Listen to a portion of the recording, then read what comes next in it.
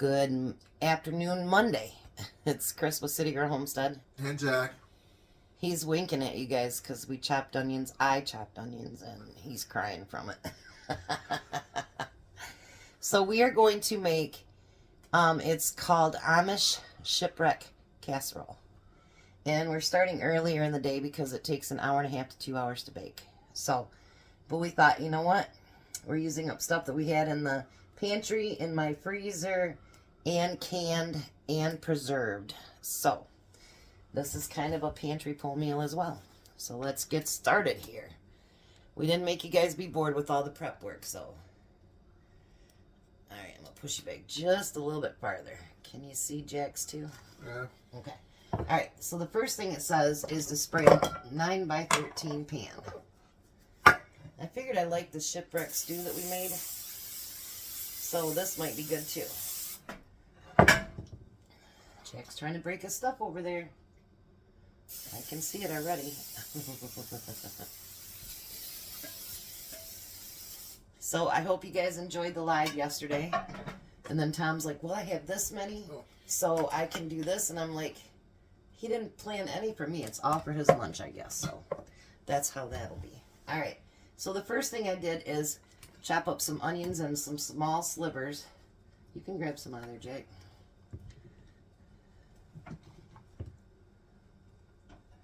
And coat the bottom with the onions. There, you can have the rest of them now. And then it says you should salt and pepper every layer. I'm not going to do a heavy. And then I'm going to use just a little bit of garlic powder here and there. Alrighty. Now, the next thing is potatoes, and we may have cut up way too many potatoes, but that's alright. We'll figure out something. Alright, so now we're going to cover that over with potatoes. You're going to put some of these in there, right?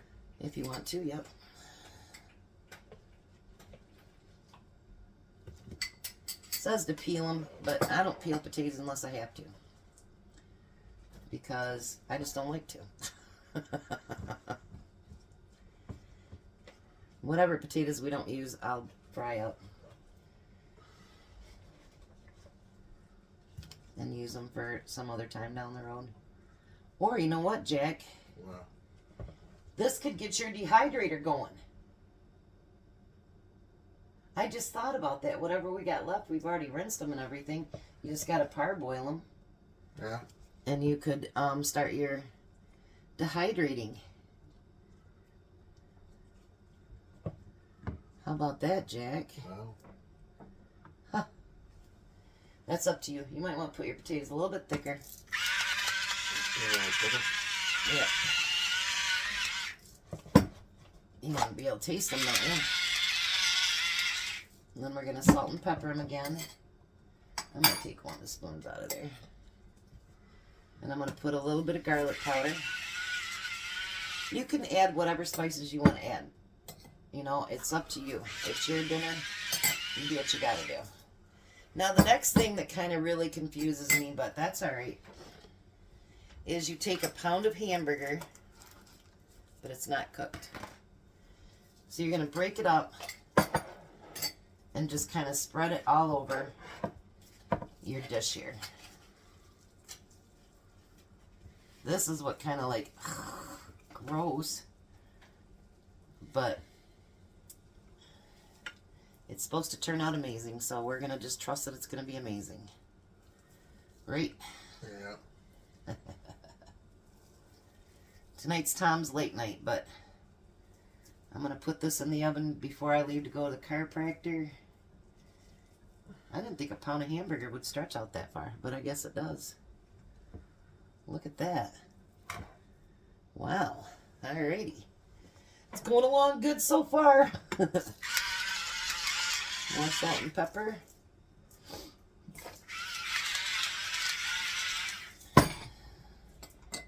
And a little bit of garlic powder. I don't think I'll be adding any more garlic powder now. Now it says to take a 1/2 cup of long grain rice, uncooked. So everybody knows I use I keep mine in 2 liters, so I'm just going to pour some in my hands and sprinkle it.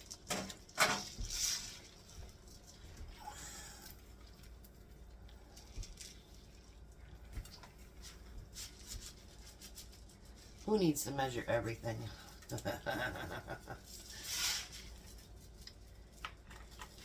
I wouldn't get it that thick, Jack. It's got to cook in there. So kind of spread it out a little bit. That's probably plenty. All right, now from our freezer section, we're going to use a cup of celery.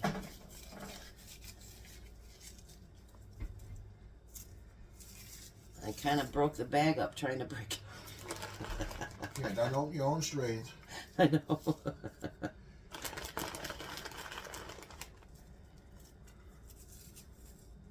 Alrighty. Ooh, that was cold on the hands, man. Cold on the hands. Now your next step is you're going to use carrots. And those are raw and sliced as well.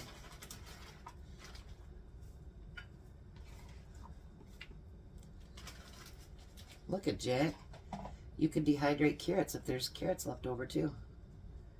Get your little dehydrator, fold right up. Yep.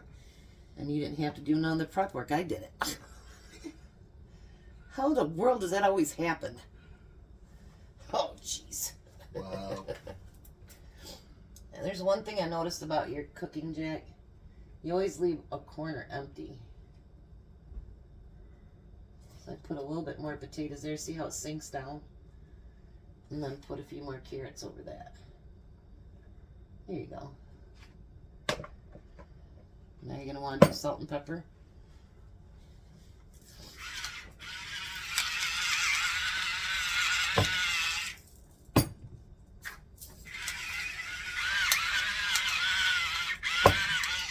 Alright, now it calls for a 15-ounce can of kidney beans, but I have canned them by the quart. So we are going to share a quart, since quarts are 32 ounces.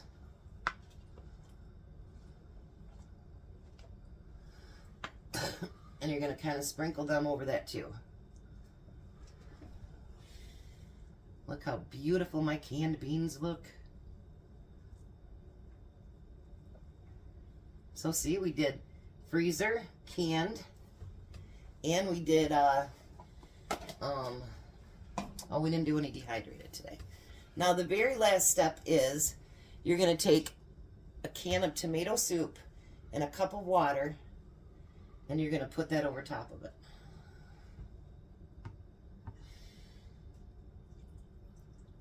This is going to be what helps cook your rice and everything else.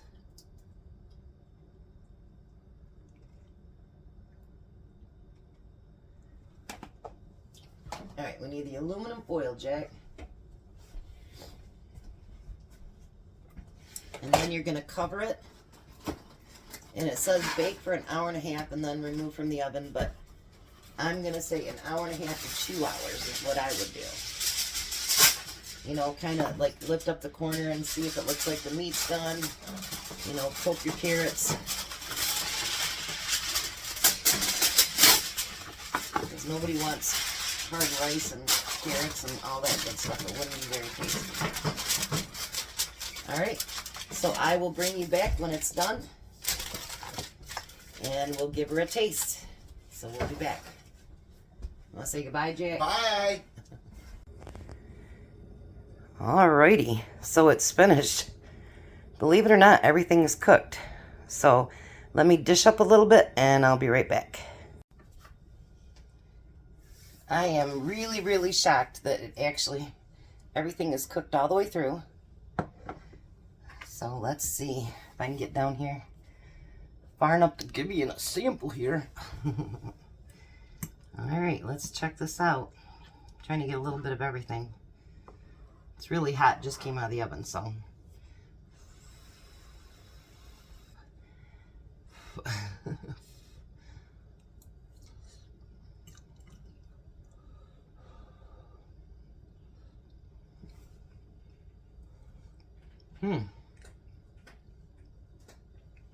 That is really good. That is really, really good. I didn't think that, I don't know, I just thought I'd try something different, and actually, this is really good.